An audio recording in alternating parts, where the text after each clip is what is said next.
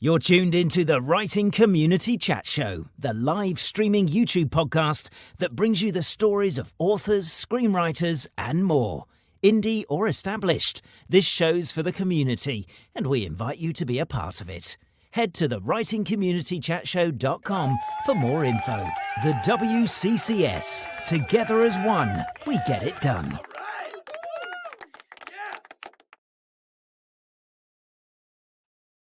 That was a brilliant start. Hello and welcome to the Writing Community Chat Show.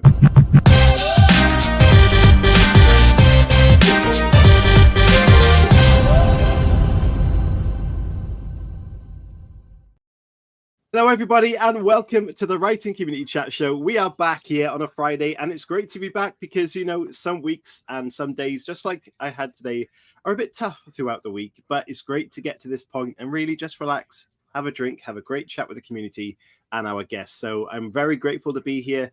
Thank you for tuning in, watching this back or listening back. I'm here with Chris Hooley. Hello, Chris. How are you doing? I'm very good, thank you. How are you?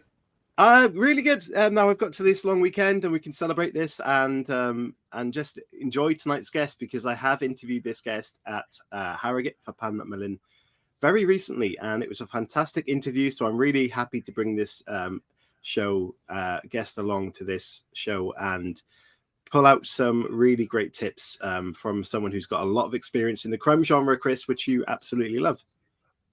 Yeah, we almost got onto it actually just before the show started. How much my love of crime fiction has sort of influenced the guests that we've had on the show. But yeah, I'm really excited. Sarah's obviously a hugely talented author and, you know, in her spare time, teaches the art of crime writing and crime fiction. So, you know, she's going to be a wonderful guest to have on the show, and it's going to be very exciting to chat to her. Indeed, it is. Yeah. A couple of weeks we've been missing you because you've been very busy. People are saying, look at the new chair and hair on Hooley. Yeah, the chair is a one-off. This is a one-off location. Next week I'll be back in my usual setup, but I have a nice bright ring this week. It didn't sound great when I said that. Oh, dear me. Yeah, I've finally got one of the lights. Right. So it's going to be one of those shows. It's a shame, Chris, because that chair really does look really cozy and it's like you're sat in a throne.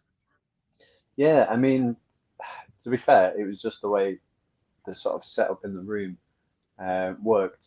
But I think it works quite well. There's a blow-up bed literally 2 feet away from me, so that would not have been a good look. Amazing. Yeah, so a couple of weeks we've been missing you, and the Jonathan Stroud interview that we had a couple of weeks ago is still going crazy. And I said it on the night, the Lockwood Nation and support of that author is incredible, like nothing we've ever seen. And that show is past 4,500 views. And I just can't quite believe that because it's all down to the passion of the people that support him. And I'm certain that that show will get a reboot at some stage. It must do with that support. Yeah, I mean, we've got some really exciting guests in the future coming on as well. You know, we're fully booked right up until November time, and you know, we're trying occasionally to get other guests on, and definitely bringing Andrew back for another run around the clock would be good. We've got literary agent Kate Nash. She booked herself in the other day. Yeah, which is going to be great. It's the first time we've actually had a literary agent on the show, and I was sat the other day scrolling through Twitter, and I thought, we ever had a literary agent? Because we probably should ask for one of those. Yeah, because a lot of people would want to hear from them. So yeah, the legend that is Kate Nash is coming on. Brilliant. The chat source, which would be great. Was it a bit of a news flash for you, Chris? Because we've actually got bookings now, 2 bookings all the way into January in 2024. Wow.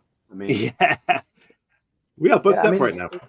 Yeah, it's great. It's good because obviously we love these Friday shows. We love to chat to people. We love to get loads of advice. And I say it multiple times, you know, if you're considering doing a master's degree in creative writing, maybe just watch all the shows first.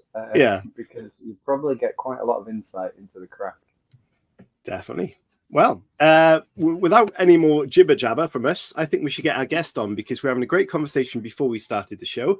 And I want to continue that because I really like this person, and I think their journey is going to be very interesting, and we can get a lot of information out of her. And I'm really excited to talk about her brand new book, Blackthorn, which you can buy. The link is in the description of the show. So check that out, please.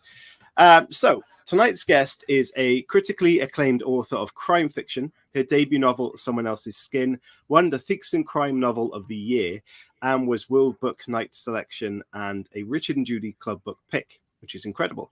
In the US, it was a silver, I can't even say this, Falchion. Is that about right, Chris? And Macavity Award finalist. Her second novel, No Other Darkness, was shortlisted for a Barry Award. Also, she is a programming chair for St. Hilda's Crime Fiction Weekend in Oxford, and co-founder of the Ledburied, which is a crime festival in the hometown of Ledbury. She teaches crime fiction, as you said, Chris, and mentors its rising stars. Her short stories have won the Cheshire Prize for Literature, the Fish Criminality. Oh my goodness, I've lost it. Histories Prize and Sense Prize. Her latest book, Blackthorn, is out now from Pan Macmillan and is being praised by Cleeves as immersive, claustrophobic, and unbearably tense, and quite brilliant, unlike my introduction. So, ladies and gentlemen, please welcome the fantastic Sarah Hilary. Hello, Sarah. Hi, great to be here. Thank you so much for spending your Friday evening with us. How are you doing, Sarah? I'm doing really well, thanks. Yes, it's good to be here. It's good to have reached the end of another week. It is, isn't it? And that's what we love about doing the show, that we get to come together with someone like yourself and just talk things about life and about writing, about books and all that good stuff. So for the people watching this, where in the world are you talking to us from? So I'm talking to you from Ledbury, which is in Herefordshire. So it's sort of close to the border with Wales, nicely in the middle of everywhere. But we've only been here sort of 2.5 years, but it's really nice. We love it here. Yeah. Is there a writing scene in that town? Well, there is. It has a world famous poetry festival. The Ledbury Poetry Festival is held here annually. And so as soon as I got here and started talking to the local indie bookseller, Lindsay, I decided that we ought to start a crime festival because, you know, the poets can't be allowed to have everything their own way. So this is when we set up Ledburied, which is this sort of, it's about one Thursday a month. It was originally meant to be sort of 3 or 4 times a year, but it's ended up being almost 12 times a year. So it's been really popular. Wow. Yeah, we've had Mick Herron and Andrew Taylor and Mark Billingham and loads of really exciting guests. Well, Ellie Griffiths coming in the autumn. So it's bringing all the crime, all the criminal types to darkest Herefordshire. But it seems to be going down a storm with the locals. So yeah, the right kind of criminals, I hope. But also, yeah, I was going to mention or ask how that has affected the local community, but you said that's had a good reaction. Have you had any sort of personal comments or praise about that festival? I think everybody's just really pleased to have events like this happening locally. So, and they're been really keen to learn, you know, to discover new authors. So we've had quite a lot of debut authors coming along as well. So people that haven't already got a big fan base locally. So introducing them to writers they've never heard of before, often pairing a local author that they do know with somebody that's come from further afield. That works quite nicely. But honestly, they've been so supportive and really keen to meet people and talk and buy books, which is really nice. Absolutely. Yeah. Thought you were going to jump in there, Chris. Sorry. Yeah, I was kind of hoping that you were going to play the first video so we can find out what's the story, because even though we found out a little bit about Herefordshire and the festival that you've got there, which I love the name, by the way, it's fantastic. Yeah, I'd like to go a little bit deeper into how it all began. Absolutely. No need to prompt me there, Chris. We are doing part 1. The road to writing. We'll be back after this video.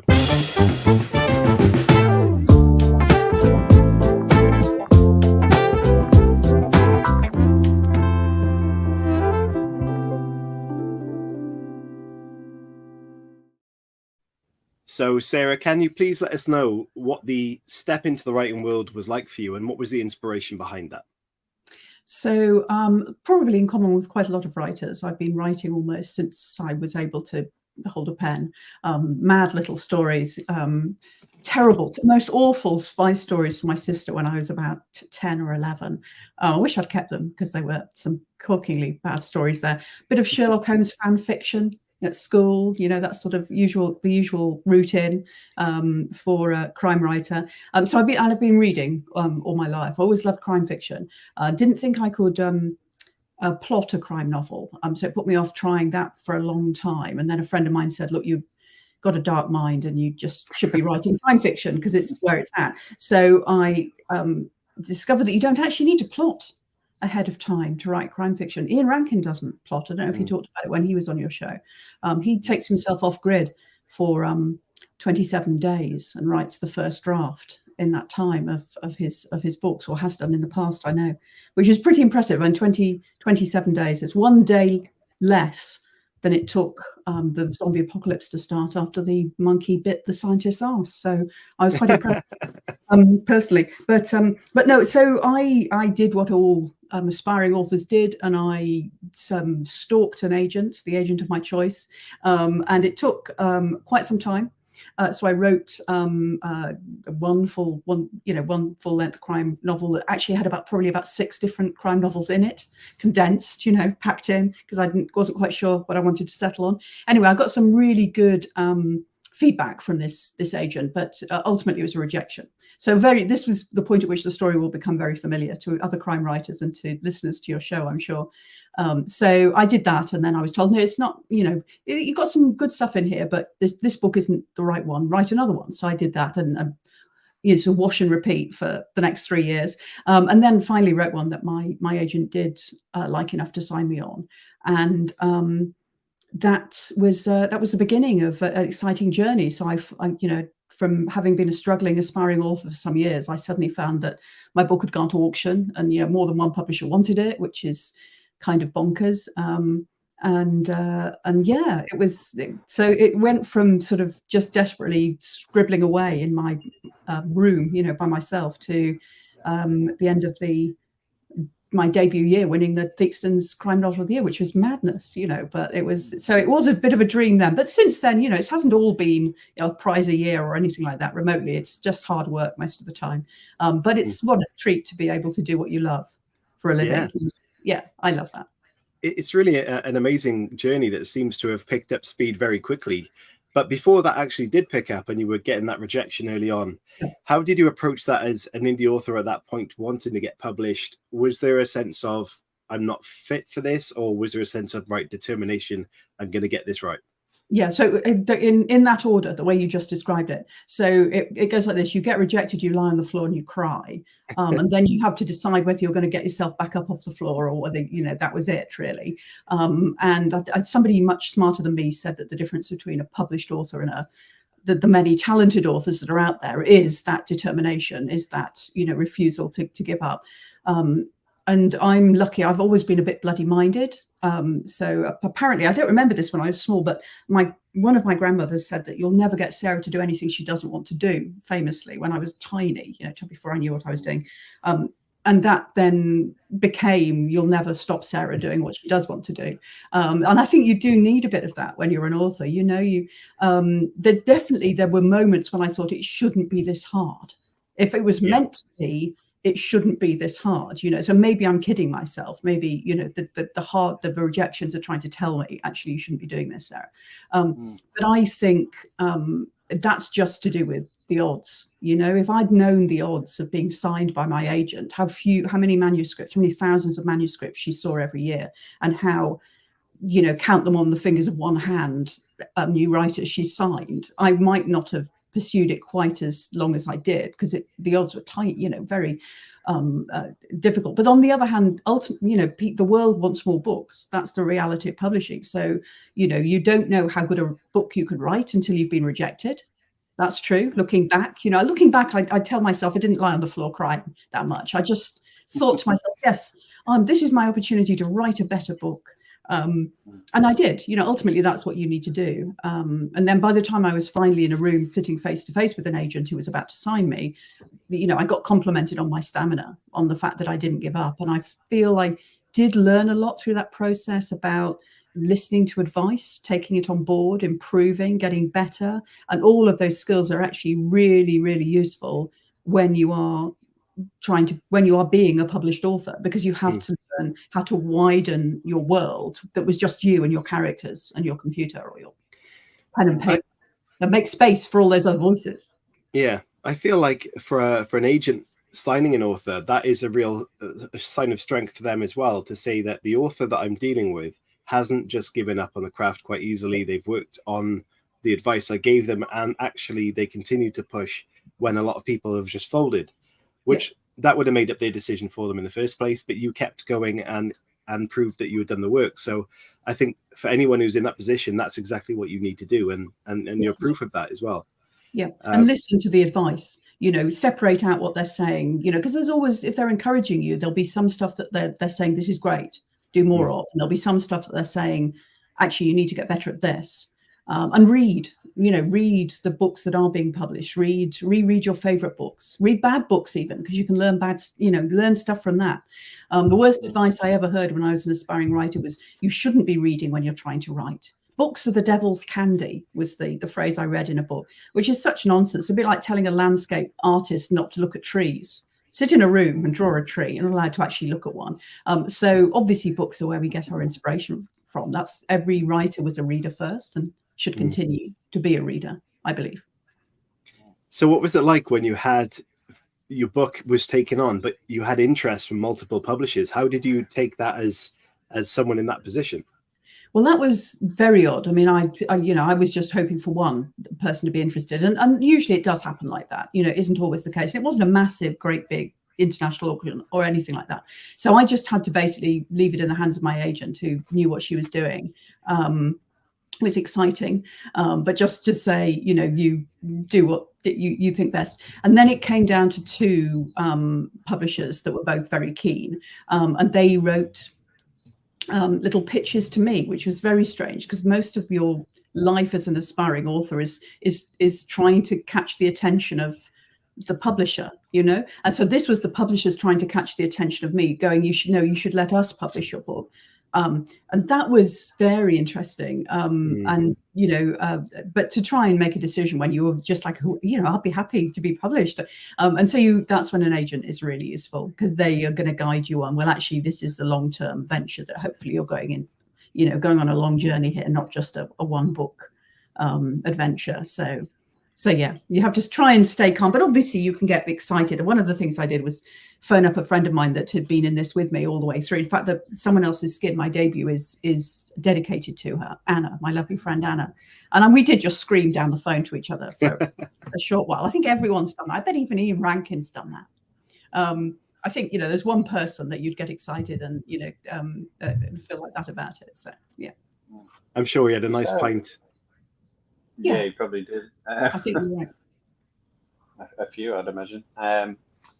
Sarah, what I was going to ask then is, take us back to that moment where you started out writing, you were enjoying the process, you had your dream agent in mind. How did you know that the novel you were writing was the right idea for crime fiction, as somebody who was an avid reader of the genre and somebody that was looking to step into it? Well, to be honest, with that first attempt, I really didn't know, and that's why there were 6 ideas in that initial attempt, because I knew roughly the kind of books that I liked. But I think I tried to sort of do a bit of all of them in that book, and I think the wisest thing I've learned since then is don't go wide, go deep. So one idea in which you explore in detail is much better than a book in which you've tried to bake 6 separate ideas. So I think I had sort of like car chases and art heists and serial killing, and I can't even remember the identity theft. I can't remember the other thing. So basically it was one of those sort of all you can eat buffet, just chuck it in. So I should really have paused, and that's when the agent was really useful. So the agent came back to me and said, actually, just concentrate on the character. And one good rule of thumb is concentrate on the characters. Come back to what kind of character do you want to write out? Which kind of character is very popular in fiction at the moment? So one of the things my agent advised me, this is going back about 12 years now, was more women read crime than men. Fact. Women love to read about strong women. fact. So you need more strong women in your fiction, Sarah. I'd always written men. I love writing men, and I find it much easier to write men than I do women. So I had to go away and learn how to get better at writing women. So I did that. I wrote lots of flash fiction with women of different ages, and then series where the police series were very popular at that time. So I was advised, have a look at that. Have a look at detective and a team, and the potential for a series. And then about 3.5, 4 books into my series, and then series suddenly became very difficult to sell. I think they've come back up again slightly now. So what I've learned from this with hindsight is you can only try and match what is selling at the moment very, very broad, in very broad terms. If you try and write the latest thing, by the time you've written it and it's been edited and it's come out, it's not going to be the latest thing anymore anyway, because it'll be 2 years out of date. So all you can really do is concentrate on writing the best book that you can write. Keep the focus quite tight. Recognize where your strengths are. Characterization I'm good at. Dialogue I'm really good at. And procedure I always struggled with. It was the hardest bit for me. It was how do you make those scenes where they stand around talking about the crime really interesting. And the trick with that for me was to bring in more interesting characters and sort of have some sort of tension in the ranks, that sort of thing, in order to try and make those scenes a bit more interesting. But yes, I think you do find your way. It's a question of reading, keeping up to date with what's being published, but not thinking, now I've got to write a book that's like this one that was a bestseller this year. Because that way madness lies. It's quite interesting when you spoke about releasing your book at the right kind of time. So if someone, say, has written their debut and they're quite aware that currently it's not really in fashion, would you actually advise them to hold on to that release until it might be in a better position? Because is there a way of telling when that could be, or is it just a case that... No, it's really hard, isn't it? I mean, it's things do come in and out of fashion. So, when I first started out, so like 12 years ago, it's not even that long ago, there was, nobody was doing what we would now maybe describe as sort of cross-genre crime fiction. So crime fiction with supernatural elements in it, crime fiction with sci-fi elements in it, horror elements in it. And then it became, I can remember there was a Harrogate festival probably about 6 years ago where that was the big theme of the festival. It was Steve Mosby was the chair of the festival that year, and he had some amazing, that's when he had Sarah Pinborough, who had obviously started life as a horror writer, coming in, and now it's swung back towards that stuff again now. So there's a really brilliant debut this year, In the Blink of an Eye, by Joe Callahan, which is about artificial intelligence. It's a detective, it's a police procedural in which one of the police people is a hologram that somebody wears on her wrist. And that's brilliant. That was on Val McDermott's Fresh Blood panel at Harrogate. So there's no way of knowing at which point, it's a bit chicken and egg. So how do publishers discover that something like that, an artificial intelligence story, would be big this year? I mean, looking back in hindsight, you might go, well, obviously it could, but I don't think many people could at this point go, well, I can see what's coming down the line next year. And publishers really, the book has to be brilliant first. The book has to be brilliant. I think it's very difficult to go, now we want a brilliant book, but written by artificial intelligence, as if you could program a book that's going to hit this sweet spot in terms of world politics or social issues, whatever it might be. And I think that's something I would hate to hear as a writer. I'd hate to be told, what we're interested in at the moment is this, so you must write what that will be. I think you just need to discover what your strengths are, which normally comes from what your loves are. So if you examine the kind of fiction that you really like reading from an early age and continue, what have you always returned to? What's appealed to you? Why do you love those books? You can take a book that you love apart to work out what makes it tick. It's one of the exercises I do when I teach crime writing, is to post-mortem one of your favorite crime books. Just take it apart. You can do it with a book you didn't like as well, just find out why it didn't work for you. But if you do it with a book you love, and then you can go, and you can sort of see it's got these elements in this order, it's got this structure, and that can be really helpful. But I think that rather than so if you've written a book that isn't what's being published at the moment, it doesn't mean to say that if it's a brilliantly written book, agents are looking, for new stuff all the time. Publishers are looking for new stuff all the time. Might not appear as if they are when books that look similar or sound similar are published all together. But in terms of what's being commissioned now and what agents are taking on now, they're looking for what will be being published 2 years from now. And I don't think anybody could take a good guess at that. I remember during the pandemic, there was a lot of talk about, people are just going to want, there was a phrase for it. What was it? It was like cozy, comforting, cheerful books, reassuring crime fiction. Whatever that shape that might take. That's what people will want. They want to be cheered up. They don't want to be scared. They don't want darkness. They don't. And actually, yes, there was room for both. But I think actually, as a result of having lived through that pandemic experience, there were lots of people who wanted to talk about what it was like to lose people, who wanted to then find comfort in dark stories. Lots of my readers tell me that, the dark stories have actually been really good, useful to them because they have discovered something about themselves, or it's spoken to them and connected to them in a way that they didn't think a book would. So you can go mad trying to work out, what does the industry want? What does an agent want? And you can waste a lot of time doing that too, and a lot of energy and emotion. I think the best thing to do is just write the very best book that you can write. And if it doesn't strike the agent, what will probably happen is what happened with my Overcooked book, which is the agent will go, not this one, but actually, Sarah, you're onto something here. We like your writing, we like your passion, we like your stamp, whatever it might be. Come back to us with the next book that you've written. And so that's what I did. Times 3, and then eventually, he gave. I think I wore them down in the end, but I do think that's, a writer writes. A writer, ultimately that's what we're doing. And the submitting bit, and the trying to get an agent, and the trying to get published bit is all very important to us as well. But when you strip all that away, you've got to still want to write at the end of the day, regardless of what people are saying about your books, and that passion has to be there, that obsession. Yeah. I was going to say, you obviously went from being a reader to a writer. At what point did you feel like teaching was going to be the next thing that you wanted to do? Because obviously you've gone into teaching the art of crime writing. Where does one start at that point? Where do you go when you sit down and you sort of plan a course out? What are you looking to try and offer people that they wouldn't know, coming to the genre? Yeah, I think in some ways it was a question of thinking about what would have been helpful to me.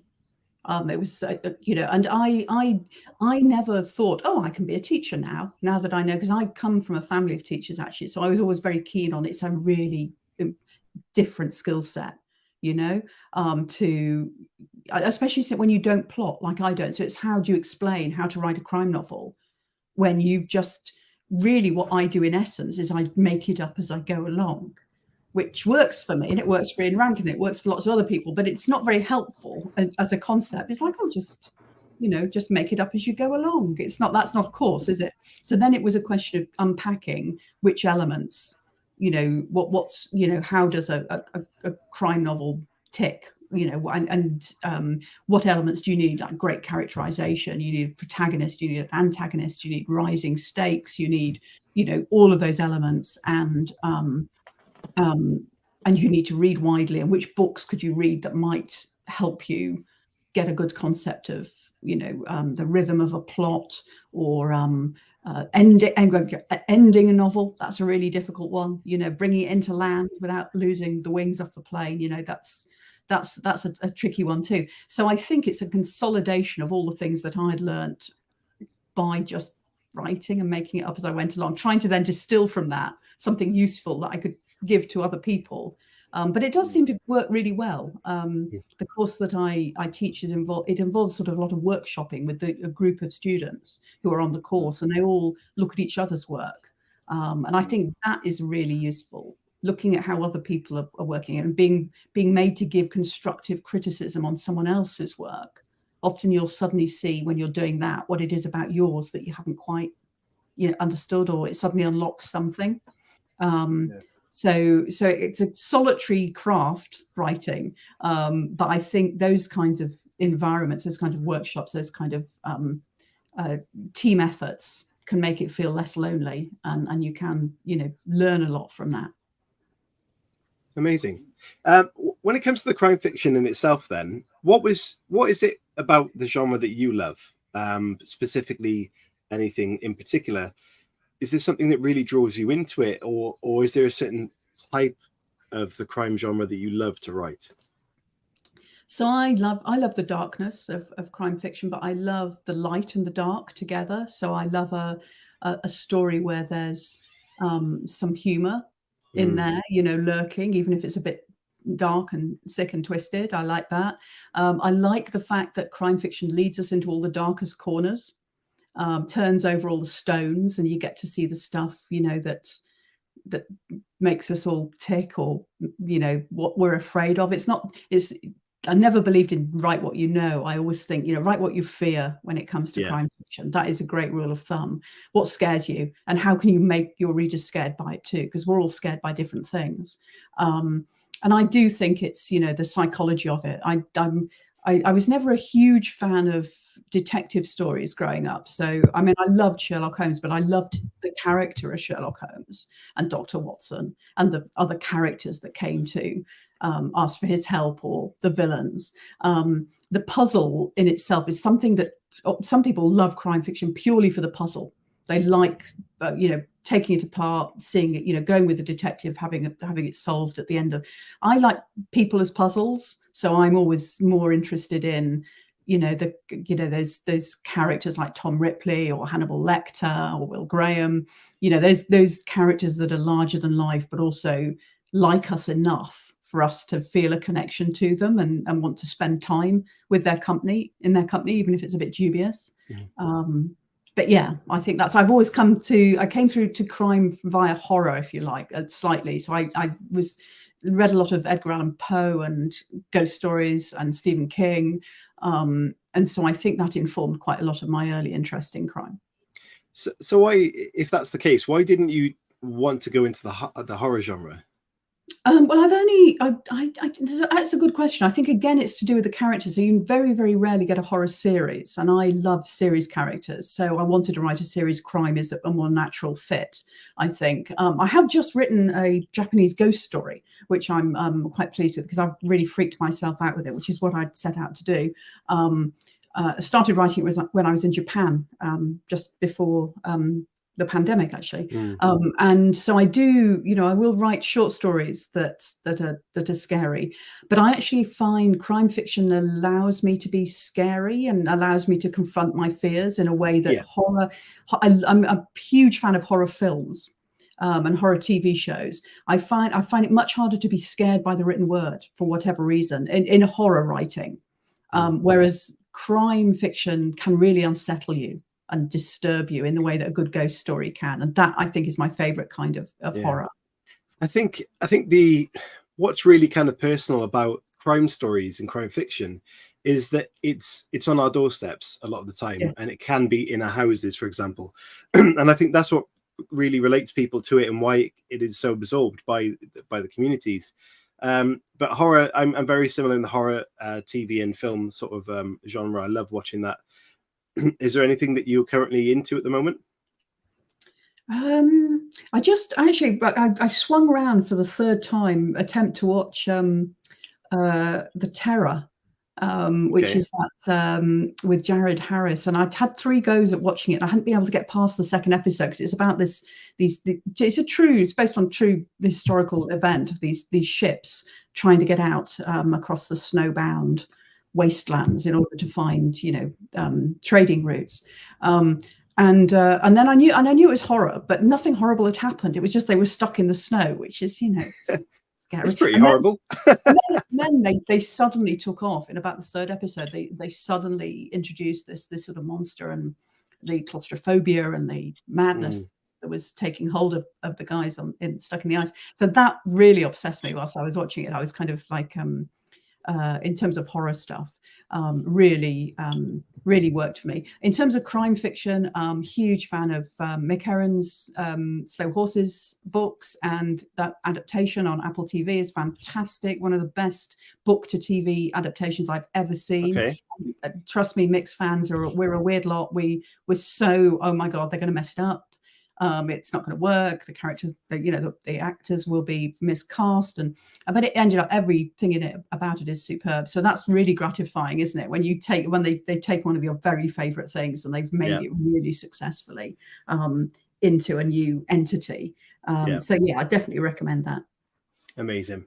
Right, we're going to have to move on to part 2 of the show, and we're going to talk about Blackthorn in all of its glory. So I know you've got a pitch for this because you did it at Harrogate. So right after this video, can you let everyone know exactly what Blackthorn is all about, please?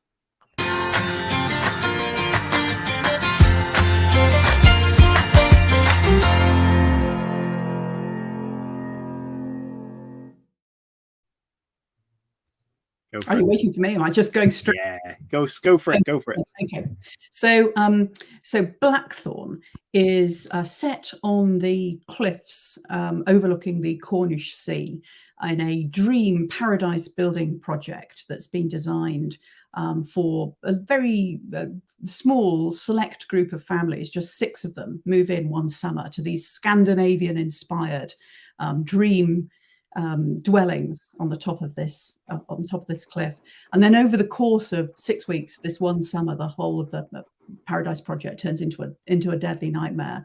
6 people are dead, and the family at the heart of the story have been moved nearby whilst the investigators come in to find out what happened. And Agnes Gale, who is the daughter of the star salesman for the housing project, is stuck in this caravan with the family that she didn't really want to return to, that she's never really got on with, trying to uncover the secrets of what really happened at Blackthorn Ashes.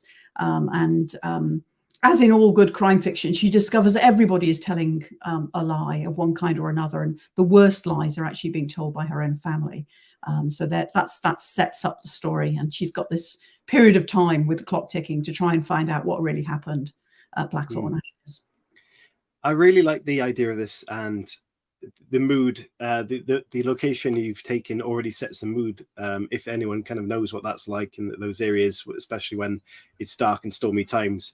But that leans itself in towards horror in my eyes as well. So you can see that influence coming in there, and that could quite easily go either way. So my question is about this. There's obviously a lot of character dynamics within this story. How do you make sure that, especially if you're writing almost like Panther style, that all the characters kind of make sense and all of the lies kind of feed into each other, and it's a story that makes sense? So I think for me, I tend to do that peeling back of the onion style when I'm writing. So I will start with a setup, and in fact, what I find really helpful is to have a little elevator pitch to in your own head, which will probably never get used, but I will share with you tonight for the purposes of this show. It was never used, and I don't think it could have been used in the promotion of it. But in my head, I knew that Blackthorn was Grand Designs meets The Shining. Nice. And once I'd got that in my head, that's what it was. These two got quite separate ideas in a way. That gave me in some way this sort of strange seesaw that I was going to tell the story on. So I knew that it would tip between these 2 points. It would tip between this paradise building project and this absolute nightmare, this claustrophobic, isolated, disintegrating nightmare involving these characters. And the way in which the story is told is that it's some parts of the story are told before everybody had to abandon Blackthorn Ashes, the Paradise Project, because of everything that had gone wrong, and the days before abandonment, when they were living in their paradise, when they were first in this amazing location, or believed that they were living in this paradise. And so then it became a question of, as you peel back the layers between the present, where Agnes is trying to find out what really happened, and the past, where people were blissfully unaware of what was about to happen, that you're building, you're writing to a collision point.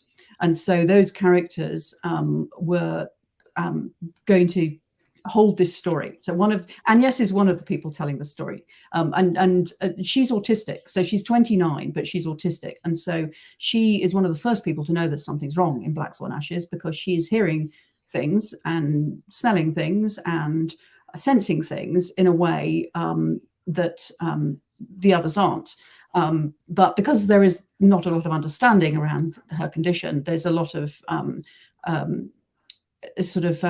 stress within her family as to whether she's being a drama queen, whether she's just, trying to ruin their paradise that they've worked so hard for.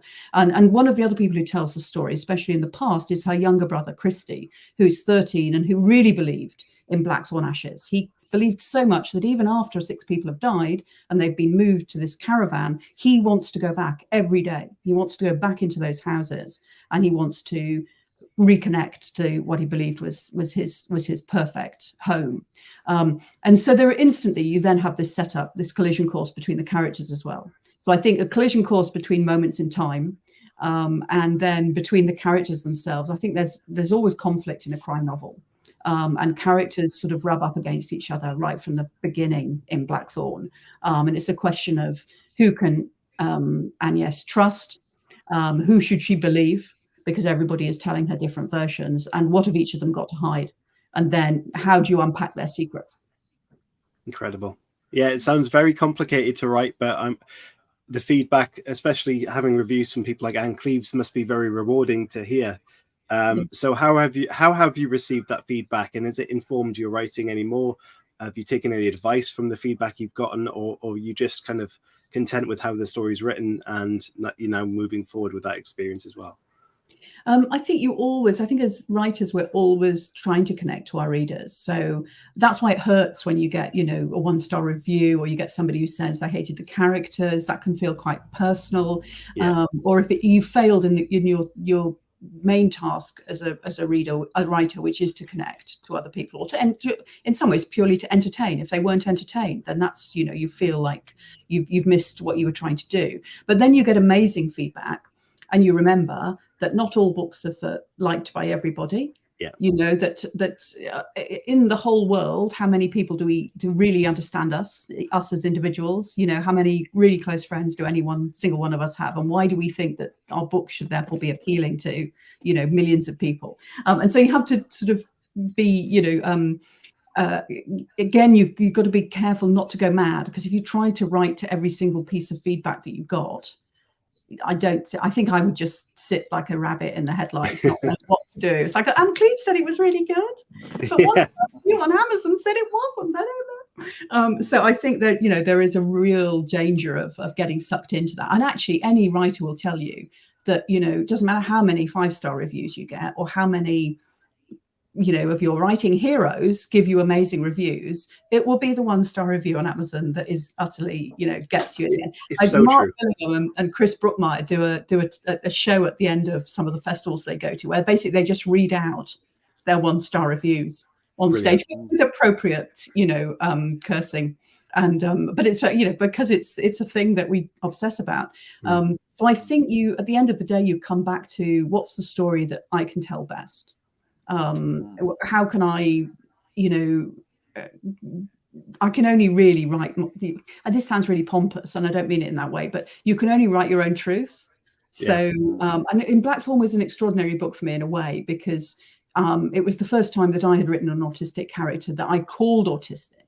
Now, I knew that in my Marnie Rome series, looking back, that Noah Jake, who was a detective sergeant in those books, he was definitely autistic, but I didn't know I was at that time, because I got a really, really late diagnosis. So I was like, it's just how anyone behaves, isn't it? And then readers would say, he's really unusual, isn't he? He's got quite an unusual way of seeing the world. And I would think, has he? But this was the first time that I, as an autistic writer, had written an autistic character and said that she's autistic, not just on a, you get to the end and you think, I wonder if she's autistic. But I don't know, maybe she is, maybe she isn't. But in this, I wanted to say that she was. So that made it into a very personal sort of book, in a way that none of my previous ones had been. And so that made my skin very thin when it came to feedback. So then it's like, and then you feel like, I've got to have got it right for other people. It's quite a big responsibility. It's like if I was writing family history, you want to make sure that you've got it right. So I think ultimately all you can do, and usually by the time one book is out, you're already written half of the next book, and so in some ways it's out of your hands. Once it's gone and it's on the shelf, you might wish that you could have it back and go, I'll just tweak this bit, I'll change that. But you have to just put all the energy into the next one and try and get the next one better. Yeah. Halo says 1-star reviews are perfect victim folders for the future. Fodder, sorry. And I had an idea there, so someone can write this if they want to do that. So you have a string of murder victims, serial killers out there, and it happens to be an author that keeps getting 1-star reviews, and that person goes out and kills the reviewer. I think that's been done. Is there not? Has is it there done? not a film? Is there not a film based on that? I think there might be. They should at least leave a first real name, so we can get to know them, and an address. I think RY in the comments. I think fair enough. But yes, I think again, it's that way, Matt. But we've all, which right? You show me the writer who hasn't fantasized about taking revenge on a 1-star, and I will show you a liar. That's what I'm saying. I've had no such thought. Of course, I've definitely had one. All you can do is not look at them. Just don't look at them, is my advice. We do focus on them way too much. Okay, we're going to go into part 3. We're going to ask some staple questions, and it's a chance for you guys to leave a few questions in the chat for our guests tonight. So please start sending those through to us, and we'll read some of them out, and we'll get into our staple questions. So this is part 3 of the show, community question time.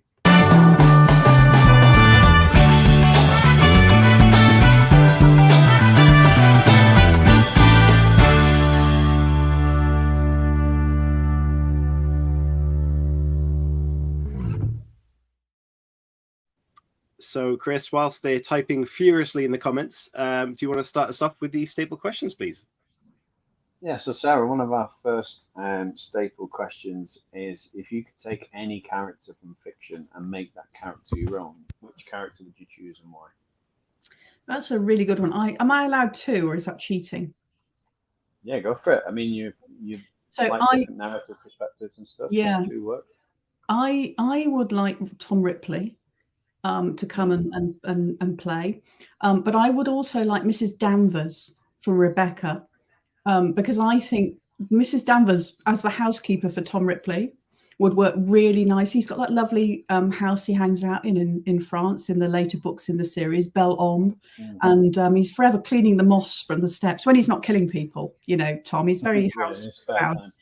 But I think if he would have more time to kill people, and let's face it, that's what we're reading the books for, really. If he had a really good housekeeper, and she is proven to be a really good housekeeper, with her faults as she has them, but on the other hand, she wouldn't creep him out in the way that she wouldn't care about him. She'd love him. She would think he was fantastic. So that's what I would do. I want Mrs. Danvers and Tom Ripley just running a really efficient murder house. Nice.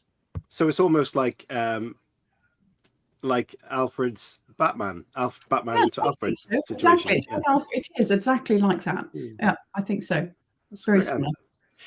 Cool. If you could, what have we just done? A character. If you could change the ending to anything, whether it's a book, a TV show, or a film, what ending are you going to change and why?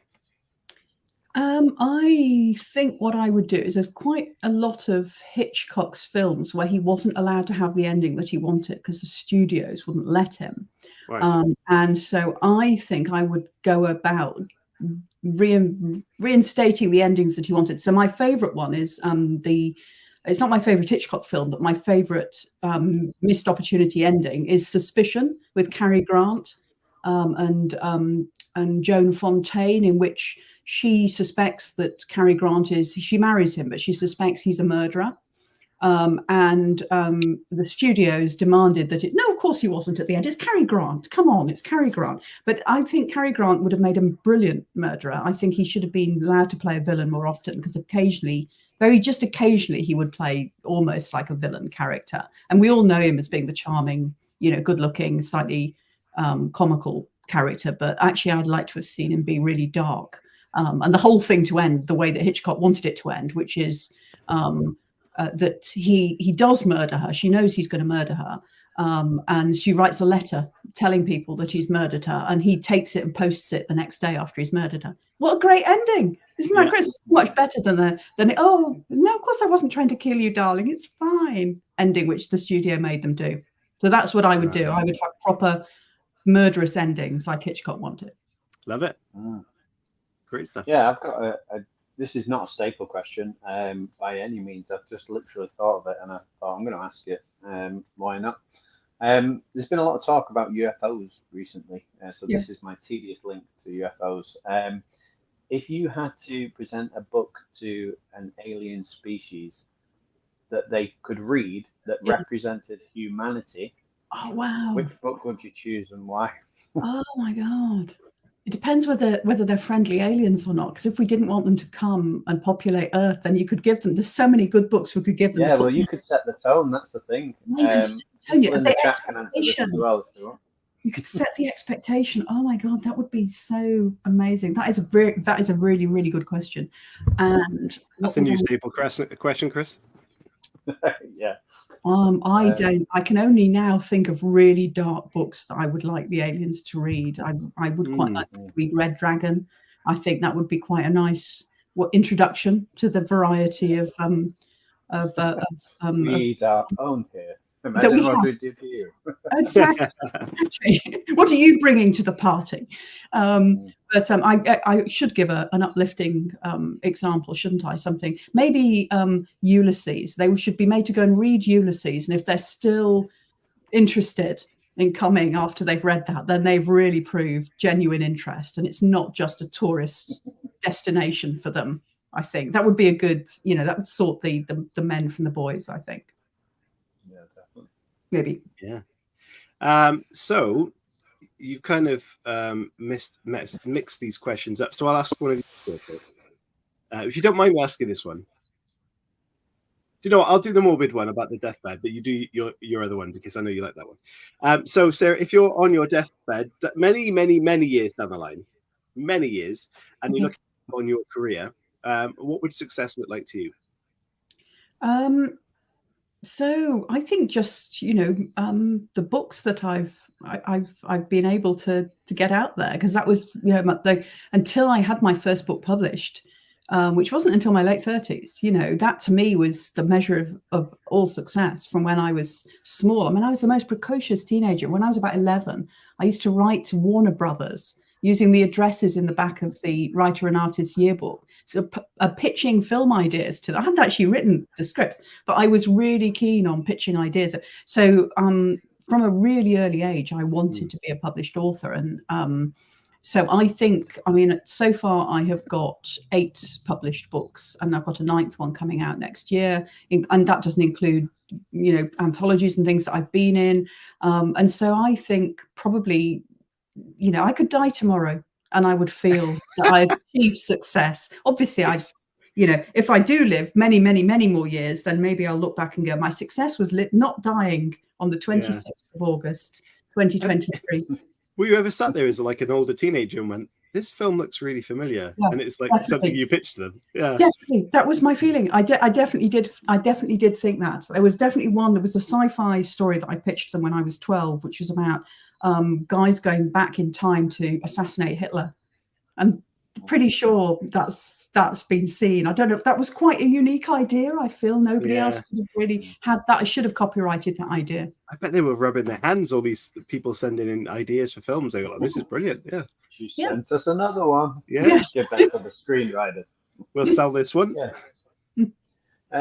That's a slight tedious link into directing other people, but we realised at the start of season 12 that we are on the internet. These videos could stick around a lot longer than we will. If you had to give advice to someone who took over your characters and your literary canon, no matter, whether it be 9 books or 35 books, or maybe even more, you might get very prolific in later life. What would your advice be to them? What would you want to say if they tuned into this, they were watching this, and they were like, I'm going to do a bit of research on Sarah to see what she would want me to do? What would your advice be to them? So is this a question of if they were going to be making, did you say directing my character? No, they were taking your characters and they were creating new books.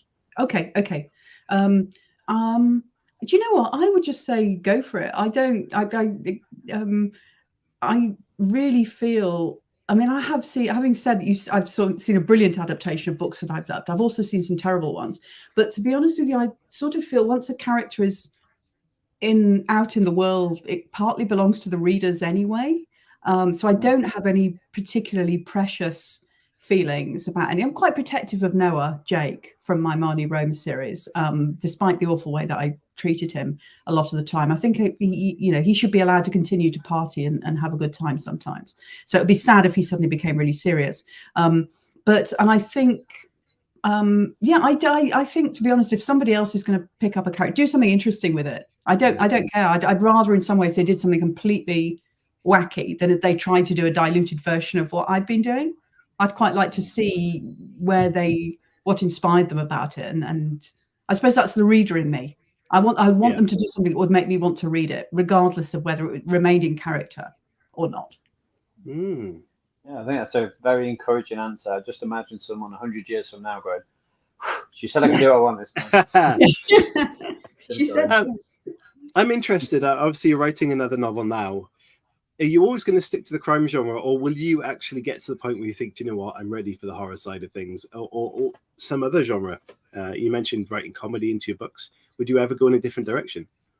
I've learned to not say no to things. I think it's at the moment, what I like about crime fiction is that it's such a broad church. So you can write anything from, talking cat detective series, which are very popular in America apparently, to hard-boiled noir, to serial killers, to cozy crime, to psychological thrillers. I really, and so there's so much scope in that playground that I think, certainly Fragile, my first standalone, and Blackthorn are very, very different books to my police procedural series. And the book that I'm working on now, that's out next year, Sharp Class, and that's different again. But they'd all be called crime novels or thrillers.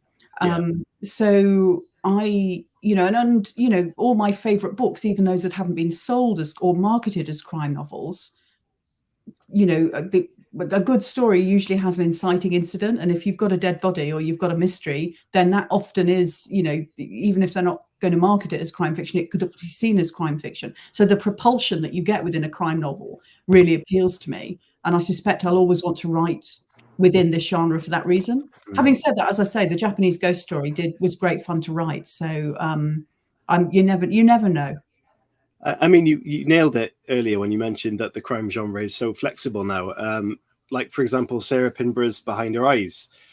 That was a full-on relationship crime drama up to a point where it turned completely backwards. Yes. So I think you can manipulate stuff into the right way now, or into any way. But it's also being clear with the reader, if they're going to buy that book, what that contains. Because I'm sure that would have thrown a lot of people off had they not known there was a big, massive change in direction and twist in that book. Yes, I think you're right. And I think, so I always think crime fiction is great for having that relationship with the reader. I don't think there's a crime writer working who doesn't think of the reader when they're writing. I think some other genres you don't need to quite so much, maybe. But crime fiction you definitely do, because you're constantly thinking, will they be able to guess this? Have I been clever enough? Have I been too clever? Have I been played fair by them? Have I not suddenly produced, an ending out of thin air that hasn't been seeded and set up? So sure, I think also crime readers are great because they like new stuff. When you go to somewhere like Harrogate, the panels that are always the busiest are the fresh blood ones, because they want new fodder. They want to discover new writers and the fresh blood. Yeah. Cool. We'll finish off with a couple of questions then, because we're a couple of minutes off the hour, which is fantastic. Not that we're nearly finished, that we've filled this show lovely.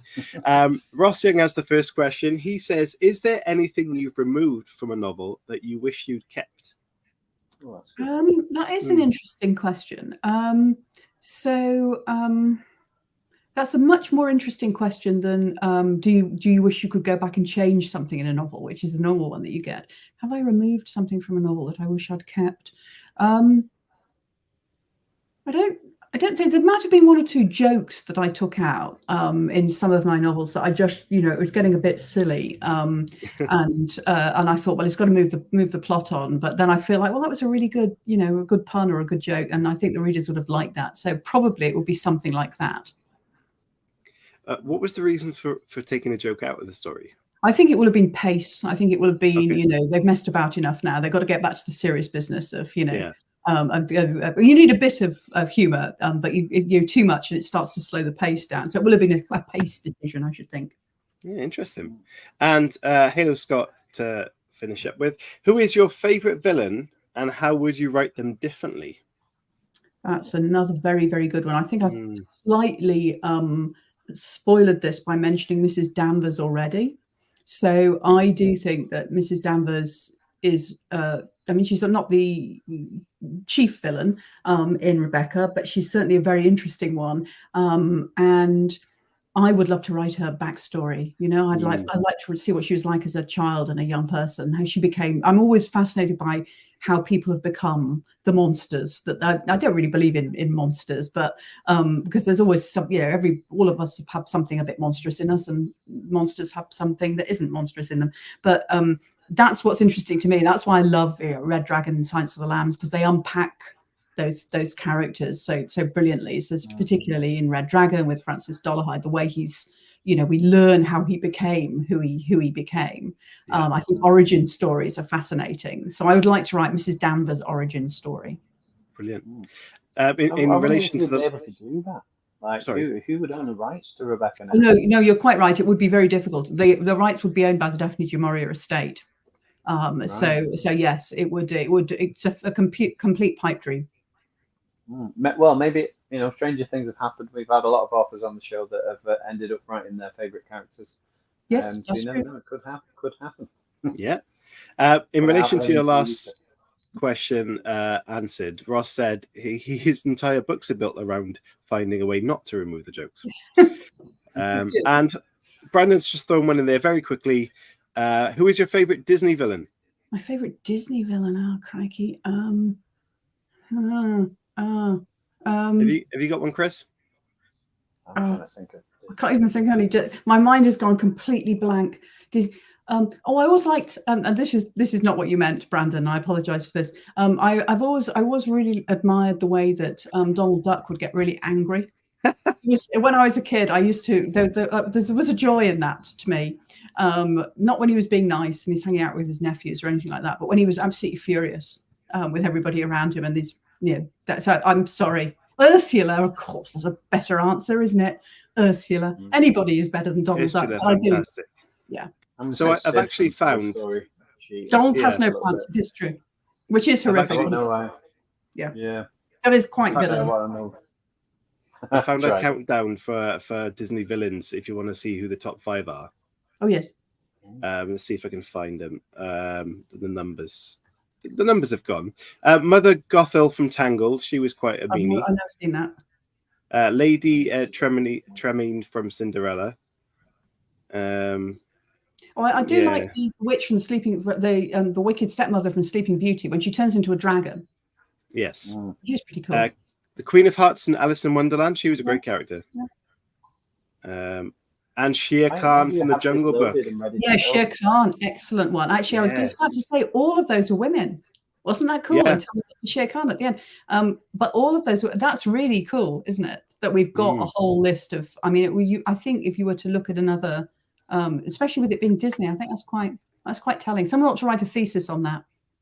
Yeah, interesting. Jafar, off Aladdin. Yeah, very good, excellent. Right, Sarah, before we wrap this up, where can people buy this wonderful new book and where can they find out more information about you? So they can buy Blackthorn from good independent bookshops, order it from. You can get it online if you want to. Waterstones, Foils, Blackwells. If you want a special signed dedicated copy, then look up Ledbury Books and Maps, which is my local bookshop here in Ledbury, and I will very happily go down and sign and dedicate a book to you, and they will mail it off for you. And you had another question? Where can you get a book from? And where can I find out about me? Sorry, yes. So that would simply be, I'm on Twitter, Sarah_Hilary, but my website is sarahhilary, all one word.com.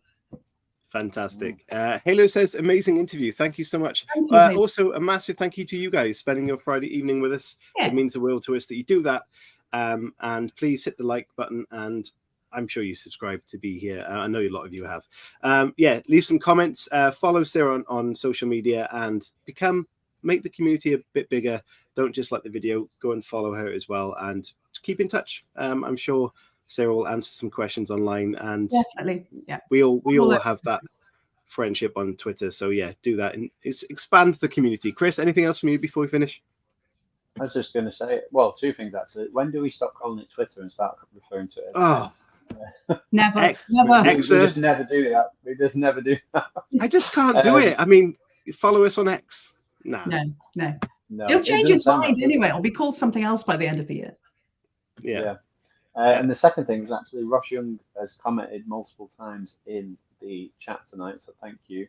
But Ross actually has a new anthology out called Fade to Noir. So if you're into crime writing and crime fiction, it's absolutely free to download. We'll put a link in the description because I don't know how to definitely find that directly. But yeah, thank you for watching the show, Ross. And if you're into crime fiction, before you say that, he just said, Chris, you were satisfactory. No, thank you so much, guys. That was amazing. Yeah, it's been an absolute pleasure to be back on the show with you guys. And Sarah, thank you so much. It's been a pleasure. Pleasure. It really has. Everyone else, please have a fantastic weekend. Stay safe, and we will see you again next week. Bye-bye, guys.